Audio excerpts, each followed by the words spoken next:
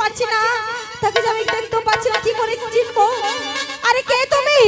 কে তুমি? লক্ষিন্দর লক্ষিন্দর বলে চিৎকার করছো, একটিবার খুলে বলো তুমি কে? লক্ষিন্দর, আমি শিবের নন্দিনী আস্তিকের জননী, নাম দেবী পদ্মাবতী। একে দেবী, তুমি আমার বাসর ঘরে ছুটে এসেছো, বলো কি বা কারণে এসেছো বাসর ঘরে, একবার শুধু খুলে বলো। লক্ষিন্দর, পুজো দে বলে লক্ষিন্দর। কি বলে? আমি তোমার মধ্যে পুজো দিব না? আরে কাল লাগনি কাল ঝুঁকড়ি, তোর পদে আমি কোনোদিনও পুষ্পাঞ্জলি দেব না। যে পিতা আমার তোমার সহ্য করতে পারে না, যে পিতা আমার তোমার পদে পুষ্পাঞ্জলি দেয়নি, তার পুত্র আমি তোমার পদে কি করে পুষ্পাঞ্জলি দেব? কি করে ভাবতে পারলে আমার কাছে আসলে তুমি পুষ্পাঞ্জলি পাবে? লক্ষিন্দর, তোমায় আমি বুঝলে বলছি লক্ষিন্দর। লক্ষিন্দর, করো পূজা, আমি করিব ভজন। এক কথা বারবার লজ্জা নেই তোমার মুখে? কোন মুখে এসেছো পুষ্পাঞ্জলি চাইতে? একটুকু লজ্জা নেই? তোমায় দেবী বলতে আমার ঘৃণা করে, এক এক করে 6 ভাইকে মৃত্যু করেছো, আমার পিতা 14টিকে ধন জন ডুবেছো সাগরের জলে, আজ তুমি এসেছো কোন লজ্জায় পুষ্পাঞ্জলি চাইতে? লজ্জা নেই তোমার?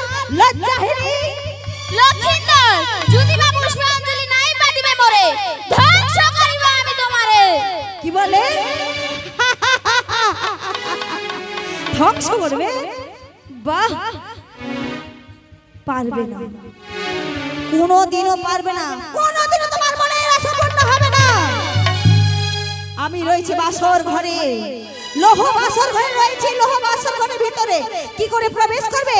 দেখো দেখো দেখো, এই মেন্ডের চারিপাশে রয়েছে শতক প্রহরী, শির দরজা রয়েছে কাকুমণি রাজা ধনন্তরী। কোন সাহসে তুমি প্রবেশ করবে মেন্ডের ভিতরে? পারবে না কোনোদিনও আমায় মারতে। তবে শুনে নাও, মনে রেখো দেবী, যদি বা মারিতে পারো মরে, অবশ্যই পুজো হবে চম্পকনগরে। যদি না মারিতে পারো মরে, পুজোর বদলে পাবে পিতার পায়ের শত শত পদাঘাত।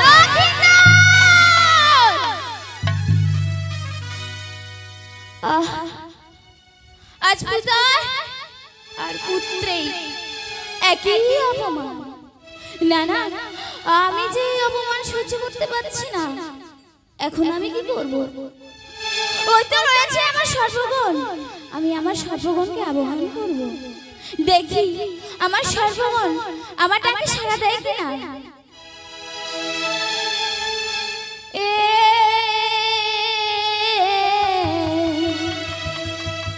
মন দুঃখে কান্দি আমি নিধু আরব মনে।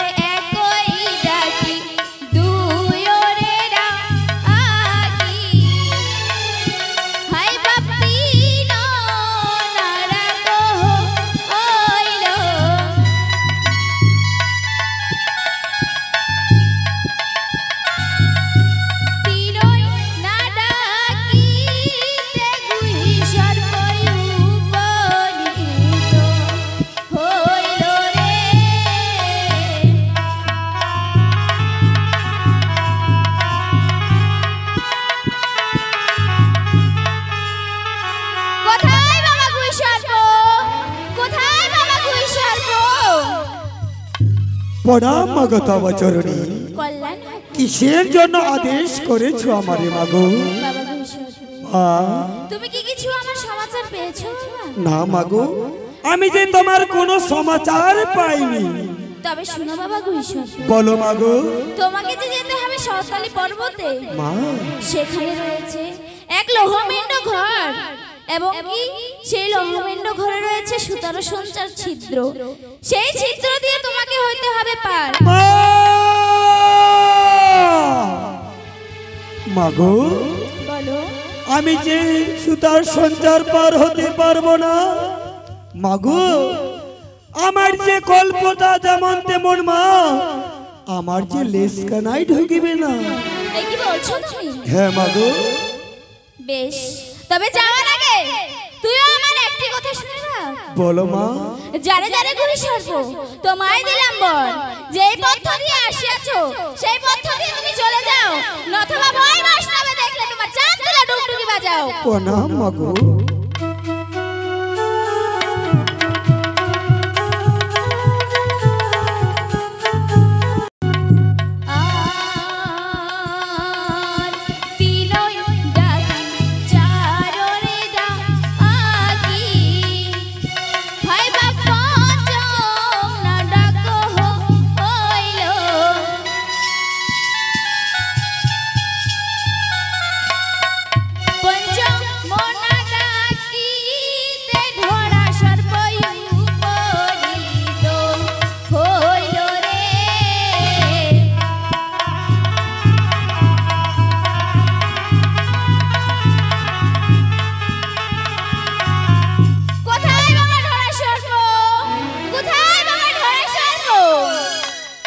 প্রণাম মাগো তব চরণে। আমাকে কিসের জন্য ডেকেছো মাগো? বাবা ঢোরা সর্প, মা, তুমি কি কিছু আমার সমাচার পেয়েছো বাবা? নেই মাগো। তবে শোনো বাবা ঢোরা সর্প, বলো মা। তোমাকে যে যেতে হবে সাঁওতালি পর্বতে। সেই সাঁওতালি পর্বতে রয়েছে এক লোহমেন্ড ঘর, সেই লোহমেন্ড ঘরে রয়েছে সুতারো সঞ্চার ছিদ্র। সেই ছিদ্র দিয়ে তোমাকে হইতে হবে পার, এবং কি চাঁদের পুত্র লক্ষিন্দরকে করতে হবে দংশন। মা! মাগো, বলো বাবা। আমি যে সে সুতার সঞ্চার পার হতে পারবো না, আমি যে বালাকে দংশন করতে পারবো না মা। এই কি বলছো তুমি? মাগো, বলো তুমি। বেশ মা, আমি যে বালাকে দংশন করব, আমি যে বালাকে দংশন করব, আমার মুখে যে বিষ নেই মা। তাই? হ্যাঁ, তবে মাগো। ঠিক আছে, তোমায় আমি 3 তলা বিষ দিলাম। মাগো, আমার যে 3 তলা বিষে যে হবে না মা। 3 তলা বেশি হবে না। না মাগো, তবে তোমায় আমি 5 তলা বিষ দিলাম। আমার যে 5 তলা বিষে যে হবে না। 5 তলা বেশি হবে না। না তবে মাগো। ঠিক আছে, যারে যারে ধরা সর্ব তোমায় দিলাম বর, 7 তলা বিষ নিয়ে চলে যাও চম্পলা নগর। প্রণাম মাগো তব চরণে। কল্যাণ হোক পুত্র। এখন আমি কি করব? না, নিদ্রা দেবীকে স্মরণ করি। কোথায় নিদ্রা দেবী? কোথায় নিদ্রা দেবী? প্রণাম মাতা। নিদ্রা দেবী, বলো তো নিদ্রা দেবী, তোমার কাছে কি কি নিদ্রা রয়েছে? দেখো মা, আমার কাছে যে 2টি নিদ্রা রয়েছে, জানো কি কি নাম রয়েছে এই নিদ্রাগুলো?